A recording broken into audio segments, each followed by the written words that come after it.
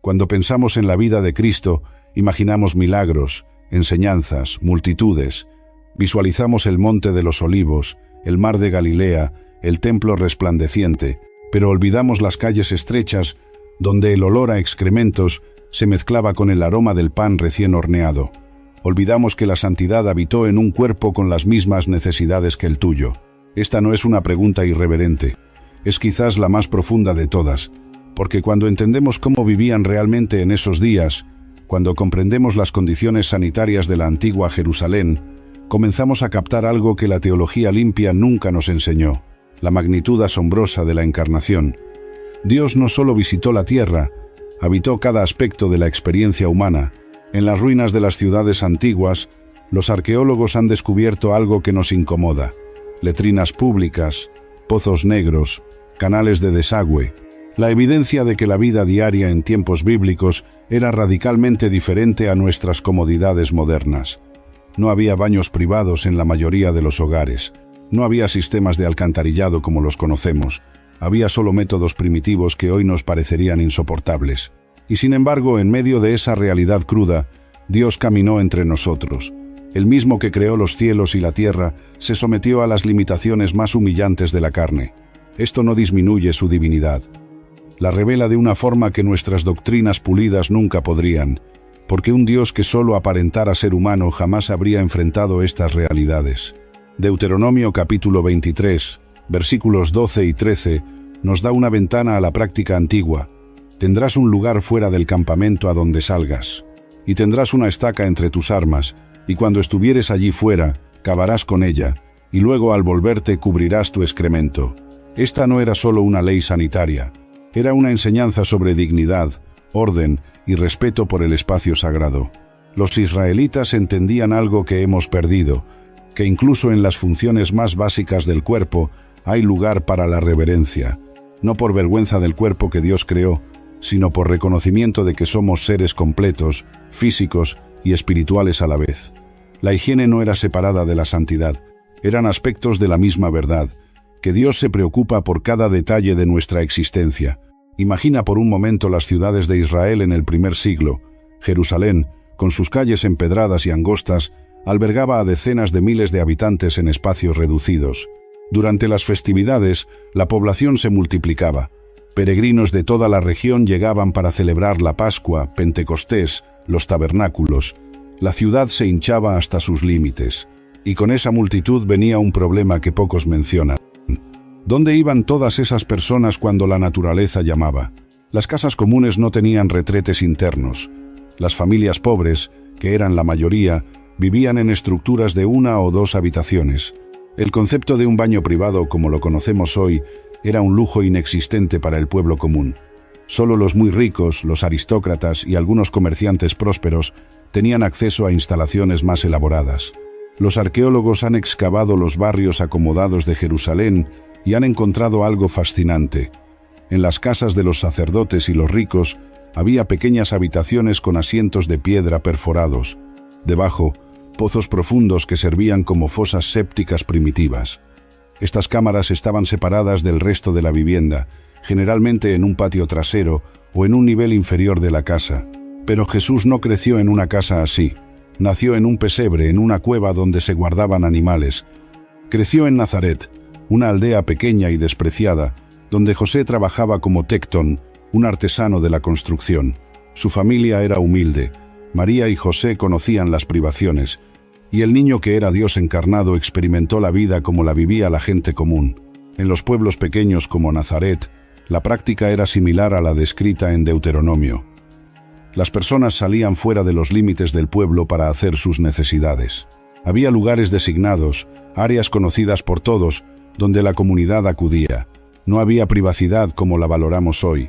La modestia se practicaba mediante el distanciamiento y el tiempo, no mediante estructuras cerradas. Las mujeres y los hombres tenían áreas separadas, por supuesto, y había tiempos específicos, generalmente al amanecer o al anochecer, cuando las personas iban a estos lugares. Llevaban consigo una pequeña pala o un palo afilado, tal como la ley mosaica instruía. Cavaban un hoyo, hacían sus necesidades y luego cubrían cuidadosamente el excremento con tierra. Esta práctica no era solo por higiene, aunque eso era importante, era también un acto de respeto por la comunidad y por la tierra que Dios les había dado. La ley en Deuteronomio continúa explicando la razón. Porque Jehová tu Dios anda en medio de tu campamento, para librarte y para entregar a tus enemigos delante de ti. Por tanto, tu campamento ha de ser santo. ¿Captas la profundidad de esto? Incluso en los aspectos más humildes de la vida diaria había conciencia de la presencia de Dios. No era que Dios fuera ofendido por las funciones naturales del cuerpo que Él mismo diseñó. Era que todo, absolutamente todo, debía reflejar orden, respeto y reconocimiento de lo sagrado en medio de lo cotidiano.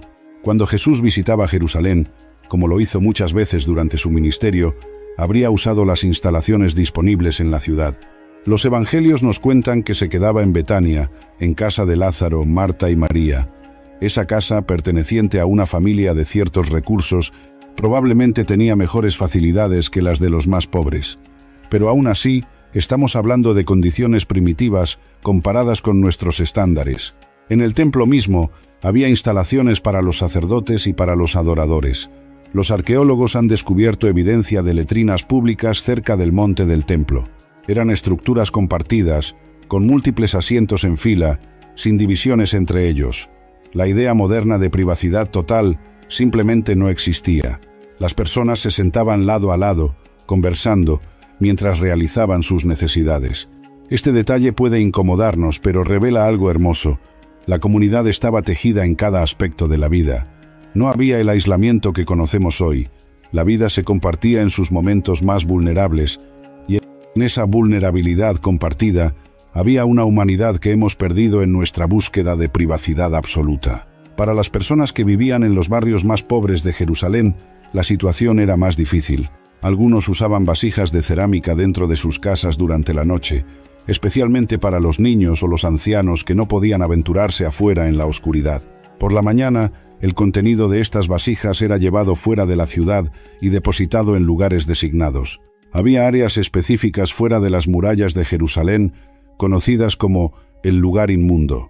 Estos sitios estaban marcados y todos sabían dónde se encontraban. Allí se llevaban no solo los desechos humanos, sino también la basura, los cadáveres de animales y cualquier cosa considerada impura según la ley.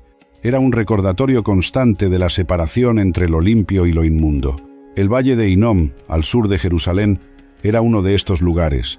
Con el tiempo, se convirtió en un vertedero perpetuo donde el fuego ardía constantemente, consumiendo la basura y los desechos. Jesús usó este lugar, al que llamó Gehenna, como metáfora del juicio final. La audiencia sabía exactamente a qué se refería: un lugar de desolación, fuego y desecho. Pero aquí está el misterio que debe hacernos caer de rodillas. El mismo Jesús que habló sobre el Gehenna, que caminó por las calles de Jerusalén, que enseñó en el templo, experimentó todas estas realidades físicas. Él también tuvo que buscar un lugar para aliviar sus necesidades corporales. También enfrentó la incomodidad, la falta de privacidad, las condiciones sanitarias primitivas, y nunca, ni una sola vez, consideró que esto disminuyera su misión o su identidad, porque Él vino para redimir toda la experiencia humana, no solo nuestras almas etéreas, sino nuestros cuerpos con todas sus necesidades, limitaciones y humillaciones. La encarnación fue completa, o no fue nada. Levítico capítulo 15 dedica versículos enteros a las emisiones corporales y lo que se consideraba limpio o inmundo. Hoy leemos esos pasajes y nos parecen extraños, incluso incómodos, pero revelan algo crucial. Dios nunca pretendió que fingiéramos que no tenemos cuerpos. Las leyes de pureza no eran sobre vergüenza, eran sobre reconocer las realidades físicas y manejarlas con orden y dignidad. Cuando una persona tenía una emisión corporal, debía seguir ciertos rituales de limpieza: lavarse con agua, lavar la ropa, esperar hasta el atardecer para ser considerado limpio nuevamente. Esto no significaba que el cuerpo fuera malo o sucio en sí mismo. Significaba que vivimos en cuerpos mortales, sujetos a procesos naturales, y que debemos honrar tanto nuestra naturaleza física como nuestra vocación espiritual. Jesús cumplió todas estas leyes. Se sometió a los rituales de purificación, fue circuncidado al 8º día. Sus padres presentaron la ofrenda de purificación en el templo después de su nacimiento. A lo largo de su vida, Observó las leyes de limpieza que Dios había dado a través de Moisés, no porque lo necesitara para su propia santidad, sino porque vino a cumplir la ley, no a abolirla. Imagínalo por un momento, el creador del universo, sometiéndose a las leyes que él mismo había establecido, el que es absolutamente puro, participando en los rituales de purificación, el que nunca pecó, viviendo bajo las condiciones de un mundo caído, con todas sus imperfecciones y limitaciones físicas. Esta es la locura gloriosa del Evangelio. Había también los mikvaot, los baños rituales que los judíos usaban para la purificación ceremonial. Se han encontrado cientos de estos baños en las excavaciones de Jerusalén y otras ciudades de Israel. Eran piscinas de agua viva, alimentadas por manantiales o lluvia, donde las personas se sumergían completamente para ser purificadas antes de ciertas actividades sagradas. Los sacerdotes se sumergían en el mikve antes de servir en el templo. Las mujeres lo hacían después de su menstruación, los hombres después de ciertas emisiones corporales, y cualquier persona que quisiera entrar en el área santa del templo debía primero purificarse. Estos baños no eran solo sobre limpieza física, eran sobre preparar el corazón y el cuerpo para acercarse a lo sagrado. Jesús mismo fue sumergido en el Jordán por Juan el Bautista. Aunque no necesitaba purificación, se identificó completamente con la humanidad que vino a salvar, y después de su resurrección, comisionó a sus discípulos a bautizar a otros. El símbolo del agua, de la limpieza, de la nueva vida, atraviesa toda la narrativa bíblica. Desde el diluvio hasta el cruce del Mar Rojo, desde el Jordán hasta el bautismo cristiano. Pero volvamos a las calles de Galilea, a los caminos polvorientos donde Jesús pasó la mayor parte de su ministerio. Cuando predicaba en las colinas, cuando las multitudes lo seguían por horas, cuando él y sus discípulos viajaban de pueblo en pueblo, ¿qué hacían cuando la necesidad apremiaba? Hacían lo mismo que todos. Se apartaban del camino, buscaban un lugar privado entre los arbustos o las rocas y atendían sus necesidades. No había nada vergonzoso en esto, era simplemente parte de ser humano, y Jesús era completamente humano, así como completamente divino. Hebreos nos dice que fue tentado en todo como nosotros, pero sin pecado, y eso incluye todas las experiencias corporales. Hay una belleza profunda en esto que rara vez contemplamos. Cuando estás en tu momento más vulnerable, cuando tu cuerpo te recuerda que eres polvo, que eres mortal, que tienes necesidades básicas que no puedes ignorar, recuerda esto: Jesús estuvo allí también. No hay aspecto de la experiencia humana que Él no comprenda. No hay humillación que Él no haya conocido. Los fariseos, en su obsesión con la pureza externa, habían perdido esto de vista. Crearon cientos de reglas adicionales sobre lo limpio y lo inmundo, convirtiendo la vida diaria en una carga insoportable. Jesús los confrontó directamente. «Ay de vosotros, escribas y fariseos hipócritas, porque limpiáis lo de fuera del vaso y del plato, pero por dentro estáis llenos de robo y de injusticia». El punto de Cristo era claro. La verdadera impureza no viene del exterior, no viene de las manos sin lavar o de las funciones corporales naturales, viene del corazón. Lo que sale de la boca, del corazón sale, y esto contamina al hombre, porque del corazón salen los malos pensamientos, los homicidios, los adulterios, las fornicaciones, los hurtos, los falsos testimonios, las blasfemias. Esta enseñanza era revolucionaria, no estaba aboliendo las leyes de higiene y limpieza, estaba restaurando su verdadero propósito. Las prácticas de limpieza física eran importantes para la salud y el orden de la comunidad, pero nunca fueron diseñadas para ser el camino hacia la santidad. La santidad verdadera viene de un corazón transformado por Dios. Y aquí está el Evangelio en toda su gloria. No eres hecho limpio por tus esfuerzos de purificación, eres hecho limpio por la sangre de Cristo. No son tus rituales externos los que te justifican, es la gracia de Dios recibida por fe. Puedes lavar tu cuerpo 1000 veces y seguir teniendo un corazón sucio, o puedes venir a Jesús tal como eres, en toda tu suciedad espiritual, y ser lavado completamente. Los primeros cristianos entendieron esto. Continuaron practicando buena higiene, por supuesto. Las comunidades cristianas eran conocidas por su limpieza y por cuidar de los enfermos, lo cual eventualmente contribuyó al crecimiento de la Iglesia cuando las plagas devastaban el Imperio Romano. Pero sabían que ninguna cantidad de agua podía limpiar el alma. En los escritos de los padres de la Iglesia primitiva, encontramos referencias a las prácticas higiénicas de las comunidades cristianas. Construyeron baños públicos en muchas ciudades, establecieron hospitales y centros de cuidado. Vieron la limpieza física como un acto de amor al prójimo, una forma práctica de servir, pero nunca confundieron esto con la salvación. Y sin embargo, mantenían el símbolo del bautismo como central a su fe, porque aunque el agua no salva, representa una verdad profunda. Has muerto a tu vida antigua y has resucitado a una nueva vida en Cristo. Has sido sumergido en su muerte y levantado en su resurrección. Esto es mucho más que limpieza ceremonial, es transformación total.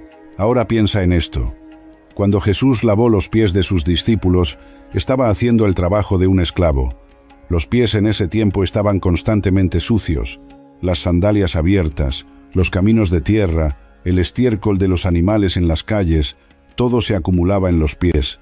Lavarlos era una tarea humillante, reservada para los sirvientes más bajos. Y Jesús, el Señor de todo, se arrodilló y lo hizo. Pedro protestó: ¿cómo lo haríamos nosotros? No me lavarás los pies jamás. Pero Jesús respondió: si no te lavare, no tendrás parte conmigo. No estaba hablando solo de pies físicos. Estaba hablando de nuestra necesidad desesperada de su limpieza. Y estaba modelando el tipo de humildad que caracterizaría a su reino. Este es el Dios que servimos, uno que no se avergüenza de las realidades físicas de la existencia humana, uno que entra en nuestras circunstancias más humildes y las santifica con su presencia. Uno que lava pies sucios toca leprosos come com pecadores, porque vino no para los sanos sino para los enfermos, no para los justos sino para los pecadores. Las instalaciones sanitarias de la época de Jesús pueden parecernos primitivas, incluso repulsivas, pero eran el contexto en el que Dios eligió hacerse carne. No esperó a que la humanidad desarrollara plomería moderna para visitarnos. Vino cuando vino, en las condiciones que existían, y las redimió todas con su presencia. En las cartas de Pablo encontramos referencias a la lucha entre el espíritu y la carne, pero la carne de la que habla Pablo no es el cuerpo físico en sí, es la naturaleza caída, la inclinación al pecado. Pablo nunca menospreció el cuerpo, de hecho, lo llamó templo del Espíritu Santo. El cuerpo con todas sus funciones naturales es bueno porque Dios lo creó. ¿O ignoráis que vuestro cuerpo es templo del Espíritu Santo, el cual está en vosotros, el cual tenéis de Dios, y que no sois vuestros? Porque habéis sido comprados por precio. Glorificad, pues, a Dios en vuestro cuerpo y en vuestro espíritu, los cuales son de Dios. Esta verdad transforma cómo vemos todo, incluso las funciones más básicas. Cuidar tu cuerpo, mantenerlo limpio, atender sus necesidades, no es vanidad ni carnalidad, es mayordomía. Es reconocer que este cuerpo fue dado por Dios, redimido por Cristo y habitado por el Espíritu Santo. Desde cómo comes hasta cómo duermes, desde tu higiene hasta tu salud, todo puede ser un acto de adoración cuando se hace con gratitud y conciencia de su presencia. Los gnósticos del siglo II cayeron en el error opuesto. Creían que el cuerpo era inherentemente malo, una prisión del espíritu. Por lo tanto, algunos descuidaban completamente las necesidades físicas, mientras que otros se entregaban a todo exceso, argumentando que lo que hicieran con el cuerpo no importaba. Ambos extremos negaban la verdad de la encarnación. La Iglesia rechazó el gnosticismo precisamente porque negaba que Jesús vino en carne real. Todo espíritu que confiesa que Jesucristo ha venido en carne es de Dios, y todo espíritu que no confiesa que Jesucristo ha venido en carne no es de Dios, escribió Juan. La materialidad de Cristo es esencial para nuestra fe. Si Jesús no tuvo un cuerpo real, con necesidades reales, entonces su sufrimiento fue una farsa. Si no experimentó verdaderamente la sed, el hambre, el cansancio, y sí, las necesidades corporales básicas, entonces no nos redimió completamente.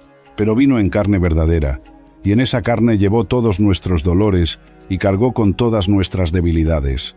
Isaías lo profetizó siglos antes. Ciertamente llevó él nuestras enfermedades y sufrió nuestros dolores, no solo nuestros pecados espirituales, sino nuestras debilidades físicas, toda la experiencia de ser humano en un mundo caído, y al hacerlo, santificó cada aspecto de esa experiencia. Entonces, ¿qué significa esto para ti hoy? Significa que puedes acercarte a Dios en cualquier momento, en cualquier condición, en cualquier circunstancia. No hay aspecto de tu humanidad que sea demasiado bajo o demasiado mundano para llevarlo a Él. Él ya ha estado allí, Él entiende. Él no se escandaliza por tu corporeidad. Cuando te sientas avergonzado de tus limitaciones físicas, cuando tu cuerpo te recuerde que eres mortal y vulnerable, recuerda que Jesús voluntariamente se sometió a las mismas limitaciones. Él, que sostenía el universo con la palabra de su poder, experimentó la debilidad de la carne humana y lo hizo por amor a ti. Las prácticas de higiene en tiempos bíblicos nos enseñan algo que hemos olvidado, que la vida ordinaria, con todas sus necesidades corporales, puede vivirse con dignidad y reverencia, que no hay división entre lo sagrado y lo secular cuando reconocemos que toda nuestra existencia está bajo el señorío de Cristo.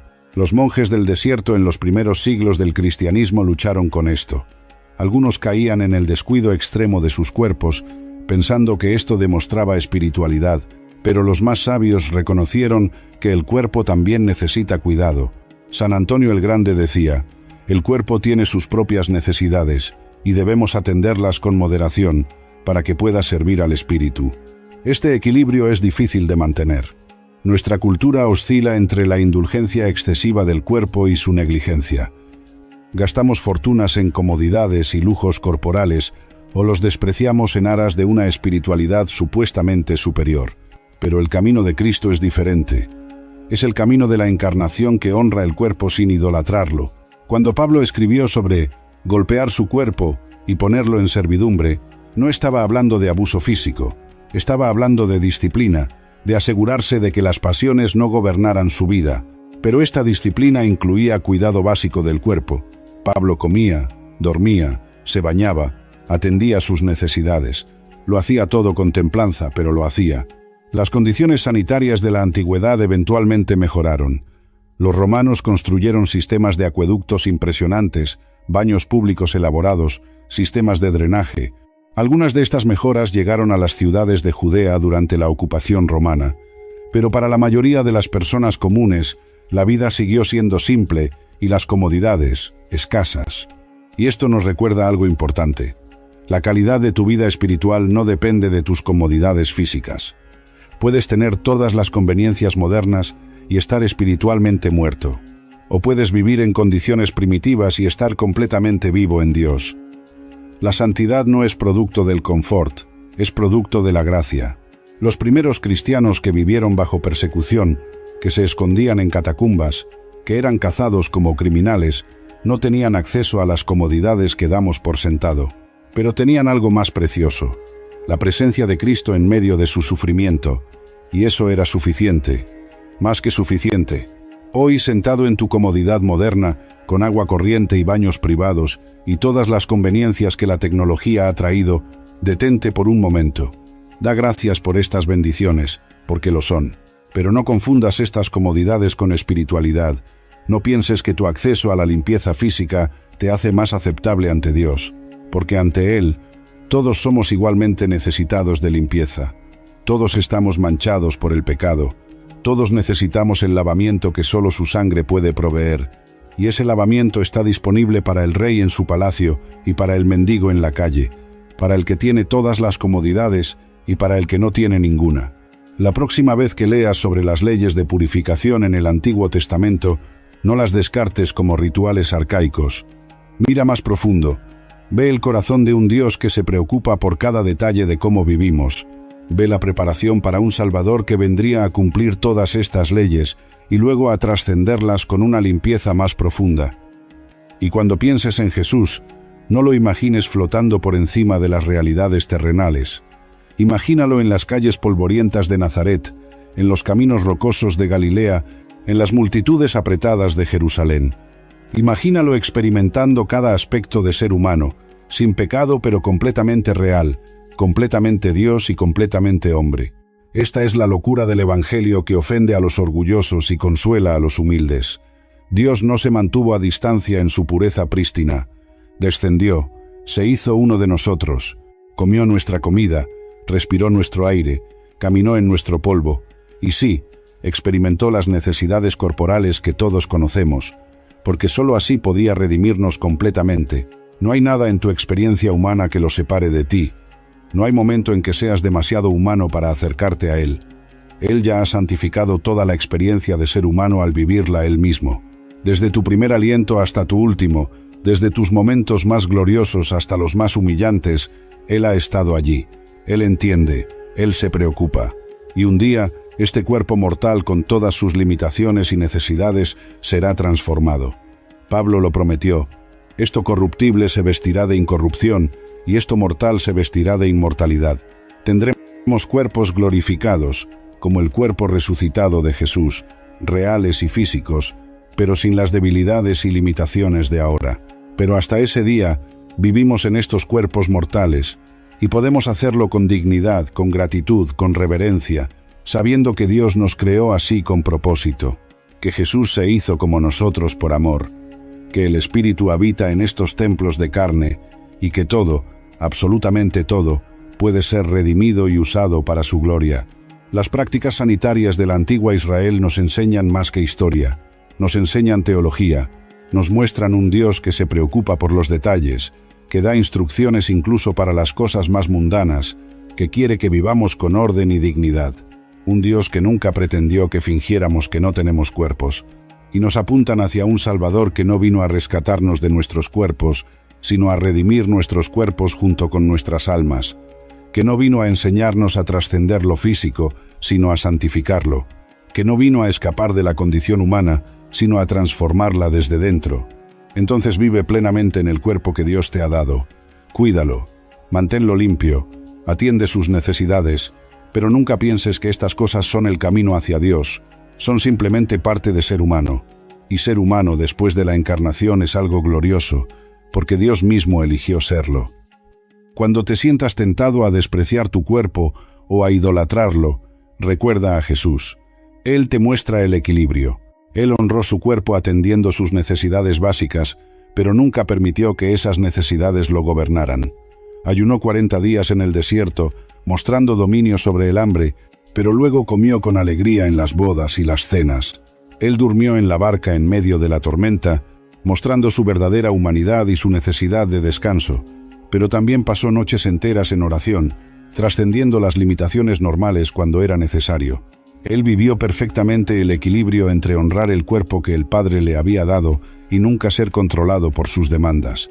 Este es el modelo para nosotros, no el ascetismo extremo que niega las necesidades del cuerpo, no la indulgencia que hace del cuerpo un Dios, sino la templanza que reconoce que somos seres completos, cuerpo y espíritu, y que ambos deben ser llevados en sumisión a Cristo. Las antiguas prácticas de higiene también nos enseñan sobre comunidad. En un mundo donde los baños eran compartidos, donde la privacidad era mínima, donde las personas se conocían en sus momentos más vulnerables, había una intimidad que hemos perdido. No estoy diciendo que debemos renunciar a nuestros baños privados. Estoy diciendo que hemos perdido algo en nuestra búsqueda de aislamiento total. La iglesia primitiva se reunía en hogares, comían juntos, compartían todo, vivían en comunidad cercana, se conocían no solo en los momentos pulidos del domingo por la mañana, sino en la vida diaria con todas sus realidades crudas, y en esa vulnerabilidad compartida encontraban hermandad genuina. Hoy nos presentamos ante los demás con máscaras cuidadosamente construidas. Mostramos solo nuestros mejores ángulos. Escondemos nuestras luchas, nuestras debilidades, nuestras necesidades.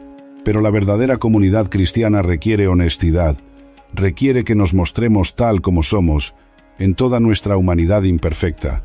Santiago escribió: «Confesaos vuestras ofensas unos a otros y orad unos por otros, para que seáis sanados». Esta confesión mutua es imposible si siempre estamos escondiendo nuestro verdadero yo. La sanidad viene cuando somos lo suficientemente valientes como para ser vulnerables, para admitir nuestras necesidades, para pedir ayuda. Y aquí está la belleza.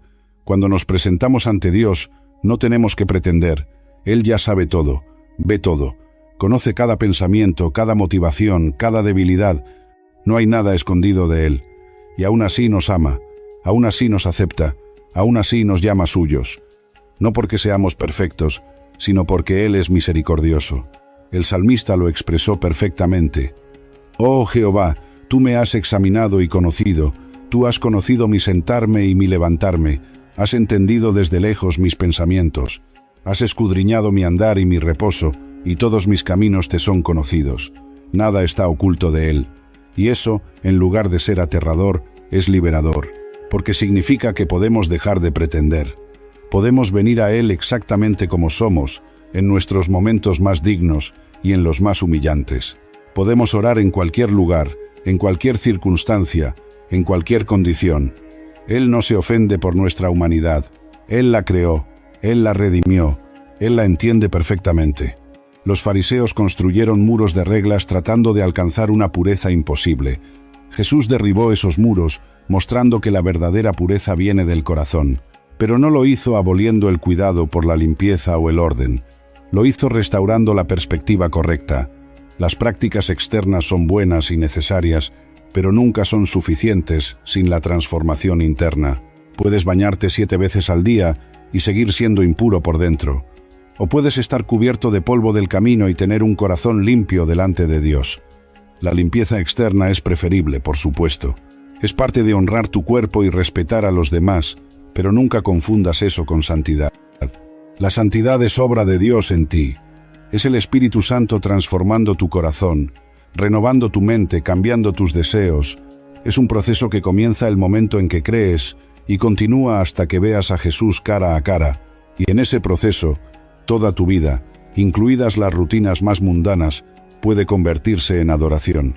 Hermano Lawrence, el monje del siglo XVII, descubrió la práctica de la presencia de Dios mientras lavaba los platos en la cocina del monasterio.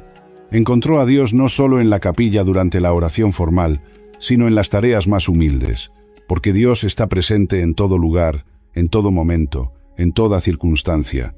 No necesitas estar en un templo para encontrarlo. No necesitas estar en un momento de adoración formal. Puedes encontrarlo mientras lavas tu ropa, mientras cocinas tu comida, mientras atiendes las necesidades más básicas de tu cuerpo, porque Él está allí, siempre ha estado allí, esperando que lo reconozcas en medio de lo ordinario. Esta es la verdad revolucionaria de la encarnación.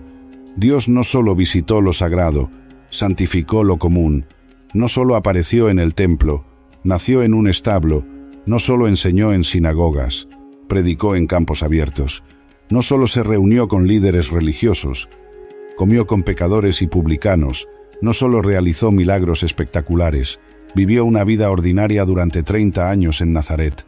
Y en esa vida ordinaria, con todas sus rutinas y necesidades mundanas, Él glorificó al Padre. Cada día, cada tarea, cada momento, todo se convirtió en un acto de obediencia y amor.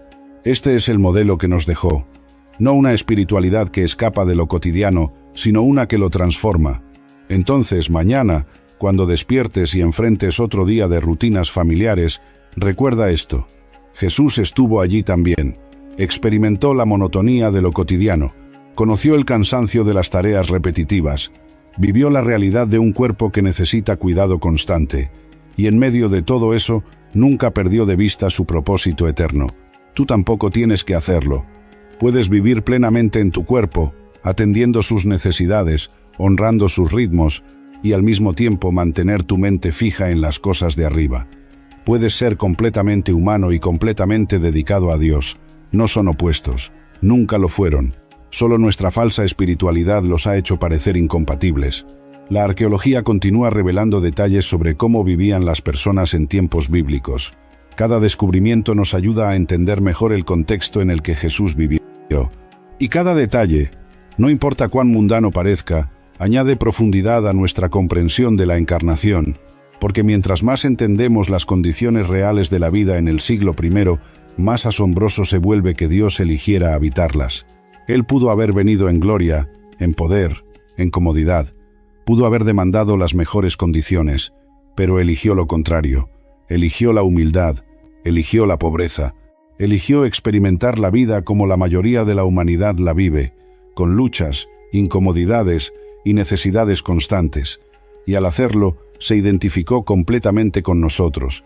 Esta identificación es la base de nuestra esperanza, porque ahora tenemos un sumo sacerdote que puede compadecerse de nuestras debilidades, uno que fue tentado en todo según nuestra semejanza, pero sin pecado, uno que sabe lo que es vivir en un cuerpo mortal en un mundo caído, y por lo tanto podemos acercarnos con confianza al trono de la gracia para hallar ayuda en tiempo de necesidad. No importa cuál sea tu lucha hoy, no importa cuán humillante o mundana pueda parecer, Jesús entiende. Él estuvo allí. No hay aspecto de tu experiencia humana que sea ajeno a Él, y por lo tanto puedes traérselo todo. Todo. Cada necesidad, cada debilidad, cada limitación. Él no se escandaliza. Él se compadece. Las prácticas antiguas de higiene nos recuerdan nuestra humanidad compartida a través de los siglos. Las personas en la época de Jesús eran tan humanas como nosotros. Tenían las mismas necesidades básicas, los mismos cuerpos mortales, las mismas vulnerabilidades. La tecnología ha cambiado, las comodidades han mejorado, pero la condición humana fundamental permanece igual. Y Dios ama a cada generación con el mismo amor eterno. No ama más a los que tienen acceso a plomería moderna que a los que no la tenían. No valora más a los limpios que a los sucios. Él mira el corazón. Siempre lo ha hecho. Siempre lo hará. Así que cuida tu cuerpo. Manténlo limpio. Atiende sus necesidades con gratitud y diligencia. Pero nunca pienses que estas cosas te acercan más a Dios en sí mismas. Lo que te acerca a Él es la fe. Es la confianza en su gracia. Es la rendición de tu corazón. Y eso puede suceder en un palacio o en una choza, en un baño moderno o en el campo abierto. La vida de Jesús nos muestra que Dios está presente en todos los lugares, en todas las circunstancias. No hay lugar demasiado bajo para que Él descienda. No hay situación demasiado humilde para que Él la redima. Él vino, vivió entre nosotros, experimentó nuestra humanidad completa y al hacerlo, la transformó para siempre. Ahora, cada vez que honras tu cuerpo con cuidado básico, puedes hacerlo como un acto de adoración. Cada vez que atiendes tus necesidades físicas, puedes recordar que tienes un Salvador que las entendió perfectamente. Y cada vez que te sientes limitado por tu mortalidad, puedes recordar que Él también lo estuvo, pero que venció incluso a la muerte. Esta es la esperanza gloriosa del Evangelio. No escapamos de nuestros cuerpos, son redimidos. No trascendemos nuestra humanidad, es transformada. No dejamos atrás lo físico para entrar en lo espiritual. Los dos son unidos en Cristo, quien es completamente Dios y completamente hombre por toda la eternidad. Y un día, cuando este cuerpo mortal sea levantado en gloria, cuando lo corruptible se vista de incorrupción, cuando entremos en la nueva Jerusalén donde no habrá más llanto, ni dolor, ni muerte, recordaremos estos días, recordaremos las limitaciones, las debilidades, las necesidades, y las veremos como oportunidades que tuvimos para confiar en Dios, para depender de su gracia, para experimentar su cercanía en medio de nuestra fragilidad, porque es en nuestra debilidad donde su fuerza se perfecciona, es en nuestras limitaciones donde su gracia es suficiente, es en nuestra humanidad completa, con todas sus necesidades y vulnerabilidades, donde Él elige manifestar su gloria, no a pesar de nuestra condición humana, sino precisamente a través de ella. Entonces acepta tu humanidad, abrázala con todas sus realidades. No te avergüences del cuerpo que Dios te dio ni de las necesidades que vienen con él. Cuídalo bien, hónralo como el templo del Espíritu que es. Pero nunca olvides que tu verdadero tesoro no está en tu cuerpo mortal, sino en Cristo que vive en ti.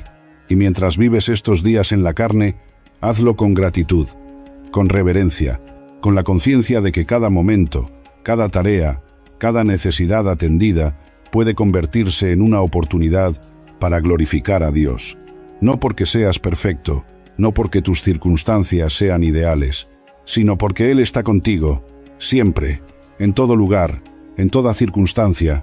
Esta es la promesa que te sostiene. He aquí yo estoy con vosotros todos los días, hasta el fin del mundo.